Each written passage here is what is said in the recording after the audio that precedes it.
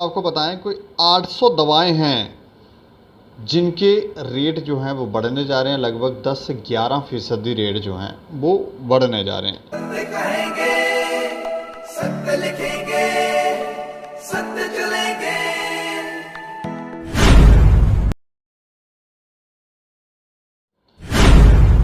हृदय, asthma, kidney के रोगों की लगभग हम आपको बताएं कोई 800 दवाएं हैं जिनके रेट जो हैं वो बढ़ने जा रहे हैं। लगभग 10 से 11% रेट जो हैं वो बढ़ने जा रहे हैं।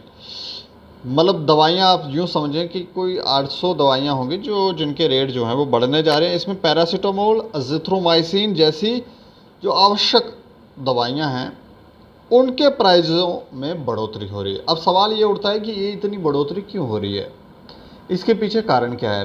पिछले साल या इससे पहले जो वर्ष थे उसमें 1-2% की ही बढ़ोतरी होती थी दवाइयों में, लेकिन इतना उछाल एकदम ये चिंता का विषय है। और इस पर चर्चा करने के लिए हमारे साथ नेशनल अवामी यूनाइटेड पार्टी के डिस्ट्रिक्ट स्पोक पर्सन हैं प्रवीण कुमार वर्मा। सर, आपका बहुत बहुत स्वागत है। शुक्रिया दीपक जी।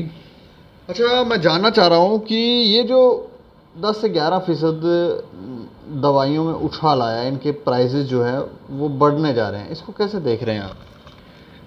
सबसे पहले तो मैं सभी को नवरात्रों की शुभकामनाएं देना चाहता हूं और माता वैष्णो को ये प्रणाम करके ये करता हूं कि सबकी जो दिन दुगनी है रात चुगनी में वो मेहनत करें और सबकी जो जीवनशैली है वो खुशहाल रहे जी। तो मैं ये कहना चाहता हूं कि जैसे अस्थमा, किडनी जैसे जो रोग हैं, इनकी जो दवाइयां हैं, इनकी जो मूल्य वृद्धि है वो बढ़ गई है। और ये महंगाई का जो दौर अभी चल रहा है, इसकी जो ओवरडोज है वो लोगों को दी जा रही है, जिसकी वजह से क्या हो रहा है कि लोगों का जो जीवन यापन है वो कोविड की वजह से पहले से ही बदतर है। तो एक स्वास्थ्य ही एक कॉमन इंसान के लिए बहुत बड़ा वरदान है भगवान का दिया हुआ कि अगर उसके पास अच्छा स्वास्थ्य है तो वो कुछ भी कर सकता है, अपने जीवन यापन के लिए साधन जुटा सकता है। लेकिन अगर उसके पास अच्छा स्वास्थ्य नहीं है तो वो कुछ नहीं कर सकता है।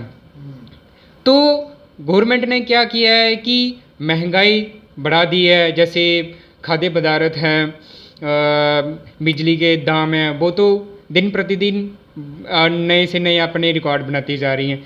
लेकिन अभी हालात इस तरीके से हो गए हैं कि दवाइयों के भी रेट हैं वो बढ़ते जा रहे हैं। ये बहुत ही एक चिंता का विषय है और सरकार को ये ध्यान रखना चाहिए कि एक तो कोविड की वजह से जो लोग हैं वो अभी अपने रोज़गार की सही पटड़ी के ऊपर नहीं आए हैं, लेकिन दवाइयाँ का जो इन्होंने प्राइस बढ़ा दिया है उसकी वजह से लोगों की जो रोज़मर्रा की जो ज़िंदगी है उसको क्या कर दिया इन्होंने, इन लोगों की क्या कमर तोड़ दी है।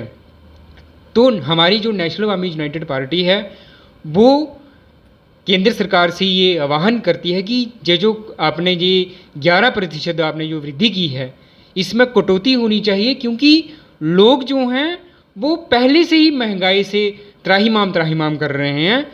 तो सरकार को चाहिए कि इन मूल्य वृद्धि में थोड़ी सी कटाई करनी चाहिए, जिसकी वजह से लोगों को राहत मिलनी चाहिए। हर वर्ष जैसे मैंने बताया 1-2% होता है। अब इसकी कोई जानकारी है आपके पास कि कितने प्रतिशत बढ़ाया करते थे ये लोग? देखिए, जो हमारी दवाइयाँ हैं उसकी एक सरकार ने एक लिमिट रखी हुई है कि हर वर्ष जो हमारा औषधि जो है वो हर प्रतिवर्ष जो है 2% उसकी में बढ़ोतरी दी जाती है। 2019 में ये 2% इन्होंने बढ़ोतरी की थी इसमें। उसके बाद कोविड के टाइम 2020 में ये 0.5% इसमें वृद्धि देखी गई थी। लेकिन दीपक जी, आपके माध्यम से ही मैं बताना चाहता हूँ कि इस वर्ष आपको सुन के हैरानी होगी कि इस वर्ष इन्होंने क्या किया है कि 11% उसमें वृद्धि कर दी है। तो ये कहीं ना कहीं एक चिंता का विषय है। अब मान लो कि दिन प्रतिदिन जो हमारे पास पैरासीटामोल है, और भी बहुत सारी दवाइयाँ, हृदय रोग वाली जो दवाइयाँ हैं, जो दिन प्रतिदिन इनकी जो खपत है वो लोगों के ये ज़रूरी दवाइयाँ हैं, इनमें ये यूज़ होती ही रहती, प्रतिदिन होती रहती हैं। तो आज के दौर में जो पहले तो क्या था, जो जो हमारे डॉक्टर होते थे, हकीम हकीम होते हैं, उन उस टाइम तो बात अलग सी, उस टाइम जो इलाज का जो खर्चा था वो बहुत ही कम निम्न प्रकार का था। आज के ज़माने में जो महंगाई वो इतनी इतनी बढ़ चुकी है, इलाज जो है वो इतना ज़्यादा बढ़ चुका है, और गवर्नमेंट में जो इतनी प्रतिशत महंगाई बढ़ा दी है 11%, ये काफ़ी चिंता का विषय है। मतलब लोगों की जेब पर सीधा सीधा असर पड़ने वाला है और जो गरीब लोग हैं वो इसमें पिस सकते हैं। बिल्कुल बिल्कुल सही। मैं यही बात आपको बताना चाहता हूँ कि जहाँ पे जिस जगह के ऊपर 2% वृद्धि की जाती है, ठीक है, अब उसमें क्या कर दिया है, 11% वृद्धि कर दी है, और ऊपर से महंगाई, खाद्य पदार्थ, गैस सिलेंडर और बिजली का बिल ये भी बढ़ रहा है। उसकी वजह से महंगाई जो है वो दिन प्रतिदिन बढ़ती जा रही है, और ये दवाइयों का ऊपर से जो ओवरडोज है दवाइयों की, जो उसमें वृद्धि कर दी, ये तो काफ़ी ज़्यादा चिंता का विषय है। इसमें जो लोगों का जो हालात है वो दिन प्रतिदिन बढ़ते जा रहे हैं। तो और आप ये कहना चाह रहे हैं कि ये वृद्धि जो है वो नहीं की जाए, ये तो 10-12% आपने बढ़ाया, तो इसको वही 1-2% या 3% उतना रखें ताकि लोग जो हैं वो उनको ज़्यादा परेशानियों का सामना ना करना पड़े। बिल्कुल, सरकार को ये चीज़ मद्देनज़र रखनी चाहिए कि ये जो मूल्य वृद्धि है इसके ऊपर लोगों की जेब के ऊपर मतलब सीधा सीधा असर पड़ता है।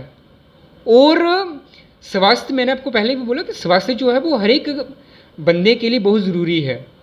अब सरकार जो है वो रोटी पानी के देने में वो तो असमर्थ है, लेकिन जो दवाइयाँ हैं उसको कम उसकी जो मूल्य वृद्धि है वो बढ़ा कर करके लोगों की और ज़्यादा परेशानी में उनको डाल रही है। रोटी पानी देने में असमर्थ है मतलब? ये मेरे कहने का मतलब ये है कि लोगों की जो महंगाई है वो बढ़ती जा रही है, रोज़गार के जो साधन हैं वो कम पड़ते जा रहे हैं। आपने देखा है कि कोविड की वजह से बहुत सारे जो लोग हैं उनके जो रोज़गार हैं वो छिन गए हैं। सरकार जो है वो नौकरियां देने में असमर्थ हैं। आज जम्मू कश्मीर में देखो कि लोग, जो मंदिरों का शहर था वो धरनों का शहर बन गया। तो उसकी वजह से क्या है कि जो रोज़गार के जो साधन है वो कम होते जा रहे हैं। उसकी वजह से जो महंगाई वो बढ़ती जा रही है, जिसकी वजह से हम कह सकते हैं कि सरकार जो है वो रोज़गार देने में असमर्थ है। रोटी कपड़े के लिए वो तो ज़िद्दोजहद कर रहा है। तो महंगाई ऊपर से जो दवाइयों की वृद्धि में है, तो ये तो कड़ा उन लोगों के ऊपर, ये जो गरीब जनता है उनकी जेब के ऊपर असर पड़ रही है। आज जो सरकारी कर्मचारी हैं जो 70 या 80 हज़ार रुपये मासिक पे पा रहे हैं, उनका जो जीवन यापन है वो काफ़ी ज़्यादा मुश्किल है उनके लिए।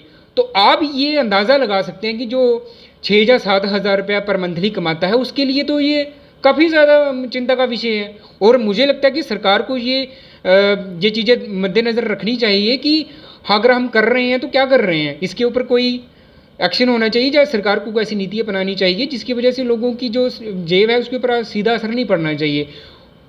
चलिए, शुक्रिया हमसे बातचीत करने के लिए। जी शुक्रिया, धन्यवाद। तो ये तो कह रहे हैं कि सरकार थोड़ा सा नियंत्रण लाए चीज़ों पर, और नियंत्रण लाना ज़रूरी भी है क्योंकि 10 से 11% आप दवाइयों में बढ़ोतरी कर रहे हैं। महंगाई वैसे ही चरम पर है, तो इस तरह से अगर आप कर रहे हैं तो फिर जो गरीब लोग हैं उनको ज़्यादा, और मध्यवर्गीय जो परिवार हैं उनकी जेब पर असर पड़ेगा, उससे लोग और ज़्यादा परेशान हो सकते हैं।